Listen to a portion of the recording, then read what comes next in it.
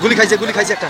ভাইয়ের হয় নাই, আমার ভাইয়ের এত মেধা ভাই, আমার ভাই খাইবে বৃত্তি করতে।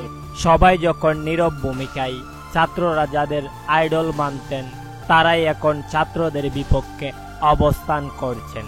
কোটা সংস্কার আন্দোলনে এবার ছাত্রদের পক্ষে কথা বললেন শরীফুল ইসলাম এবং তাওহিদ হৃদয়। তবে এখনো মুখ খুলেননি বাংলাদেশের অন্যতম আইডল, বিশ্বের 1 নম্বর অলরাউন্ডার সাকিব আল হাসান।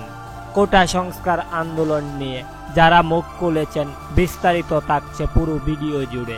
কোটা সংস্কার আন্দোলনে ছাত্রলীগ এবং পুলিশের হামলায় নিহত হয়েছেন রংপুর থেকে আবু সাইদ, আসিফ, রাফি, ওয়াসিম, আদনান, আরও নাম না জানা অনেকেই।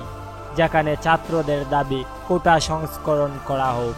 তবে এই আন্দোলনে বাংলাদেশের খেলোয়াড়দের মধ্যে অনেকেই চুপ থাকলেও সাম্প্রতি এলপিএল থেকে শ্রীলঙ্কায় অবস্থান করেও শরীফুল, তাওহিদ হৃদয় তাদের নিজস্ব অবস্থান থেকে প্রতিবাদ করেছেন। তাওহিদ তার ভেরিফাইড ফেসবুক পেজ থেকে লিখেন, সবকিছু থেকে দূরে আছি, তাই অনেক কিছু দেখা হয়নি।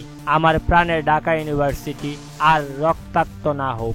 অন্যদিকে শরীফুল ইসলাম লিখেছেন, আমি একজন টিকেটার হলেও আমি একজন ছাত্র। আমি চাই না আর কোনো ছাত্র ছাত্রীর রক্ত ঝরুক। প্রিয় দর্শক, এদিক থেকে এখনো চুপ রয়েছেন সাকিব আল হাসান, তামিম ইকবাল সহ সকল টিকেটাররাই।